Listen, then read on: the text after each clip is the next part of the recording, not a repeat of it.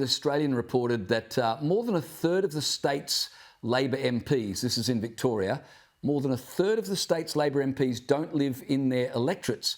Instead, many are choosing to live in upmarket suburbs, far away from the people they're elected to represent.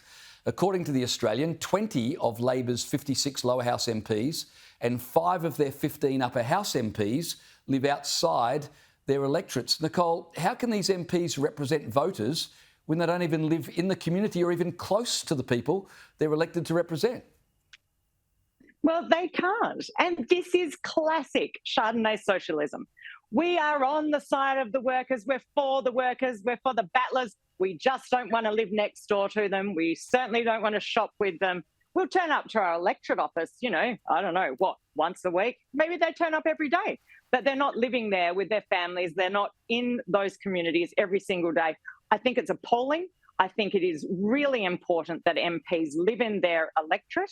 I certainly did the entire time I was the member for Boothby. The only excuse for not living in your electorate is if you've had a boundary redistribution through no fault of your own and the Australian or State Electoral Commission changes the boundaries so your home is no longer in your electorate. But we see this all the time with Labor. We certainly see it a lot here in South Australia. I think it's terrible. I think it should change, and I think they should be ashamed of themselves.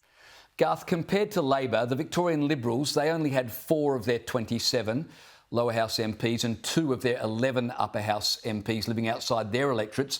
So does this explain why Labor is so out of touch with voters in Victoria, and maybe this correlates throughout the rest of the country? But maybe this is why we're seeing disenfranchisement with Labor and its traditional voting base. We saw blue-collar voters have been deserting the Albanese Labor government, and I'm sure we're going to see that across the state as they continue to disassociate themselves from the people that they're supposed to represent. I'm very proud with the LNP. Part of our pre-selection process is that we are residents within the electorate we seek to serve.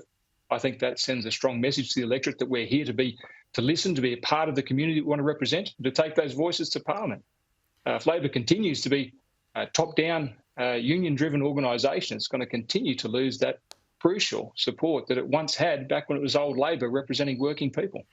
Yeah, well, the polls are certainly showing that's the way things are headed. I want to go back to a story I mentioned earlier in the program. 2 more asylum seekers who were released after the High Court ruled against indefinite detention. They've been arrested. Garth, the government made a mess of this last year. Are we just having more of the same in 2024? It appears we're going to have exactly the same process go on, where unfortunately these people continue to get arrested. But the government made a big deal, you might remember this, about introducing the preventative detention laws. They wanted to show that they were big and tough. We had Claire O'Neill getting out and talking about how she was every bit as strong as Peter Dutton. They've not used those laws. They've not used those laws since at all. In fact, after that big show and that travesty, quite frankly, of the democratic system, rushing it through on a non-sitting day and almost gagging debate, they've not used those laws. So we're going to continue to see the same things happen in 2024 as we did in 2023.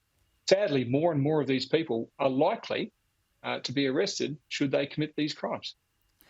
Yeah, on a lighter note, just before we finish, we all loved watching the fireworks on New Year's Eve to ring in 2024, but I wonder if we're losing our ability to just, live in the moment. I want both of you to have a look at this clip.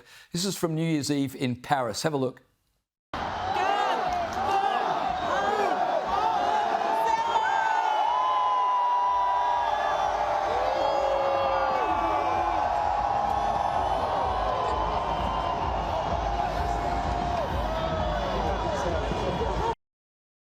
All right, I want to get a response from both of you to this. I didn't notice the fireworks for all the iPhones being held up. Garth, what does this say about current culture?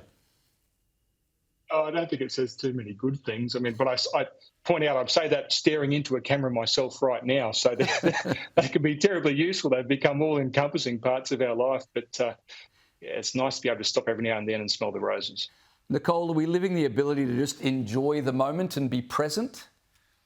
Yep, absolutely. And I just think that's so sad. And honestly, the quality of recording that you get off of your phone in a big crowd, whether it's at a concert or watching the fireworks, is so inferior to just being present in the moment and watching the fireworks. On New Year's Eve, I was very lucky to see some fireworks down in my little part of country South Australia, and we all stood there on the balcony and we just watched them. Good on you. Well, Garth Hamilton and Nicolle Flint, thank you very much for your time and Happy New Year.